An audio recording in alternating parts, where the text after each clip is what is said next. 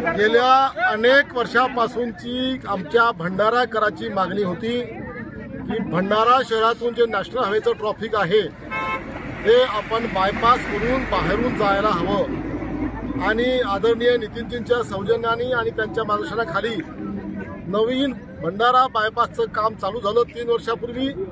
माझ्या काळामध्ये मी स्वतः त्या कार्यक्रमाला उपस्थित होतो आणि साधारणतः 1 वर्षापूर्वी कार्यक्रम हा जो बांधकाम आहे पूर्ण होणं अपेक्षित होतं।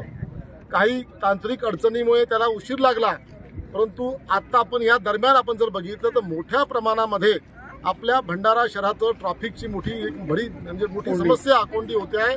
सोबतच अनेक ॲक्सिडेंट या काळात सुद्धा झाले, पूर्वी पण व्हायचे आणि त्यामुळे तातडीने हा रस्ता चालू व्हावा याचा आग्रह भंडाराकरांचा खूप दिवसापासून माझ्या पाठीमागे होता।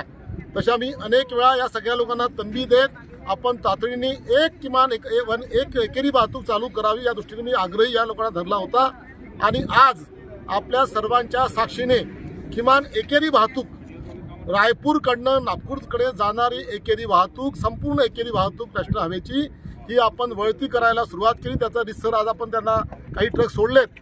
जरी आता हे केलेलं हे आभासी आपलं एक उद्घाटन होतं, येणारा जेव्हा पूर्ण आमचा पूर्ण बांधून पूर्ण होईल 6 लेनचा, त्यावेळेस आदरणीय नितीनजींच्या हस्ते भव्य दिव्य असं मोठं उद्घाटन आपण या सोहळा याचा करू आणि मला वाटतं भंडारेकरांना तात्पुरता दिलासा देण्याकरता आजची आपली ही जी काही मोहीम होती ती आपली सफल झाली असं आपण म्हणूया। आता सर्व लोकांनी किमान रायपूरकडनं नागपूरकडे जाणाऱ्या लोकांनी या एकेरी वाहतुकीचा लाभ घेत साधारणतः भंडाराची होणारी वाहतूक कोंडी आहे ती आपण बंद एबीपी माझा, उघडा डोळे बघा नीट।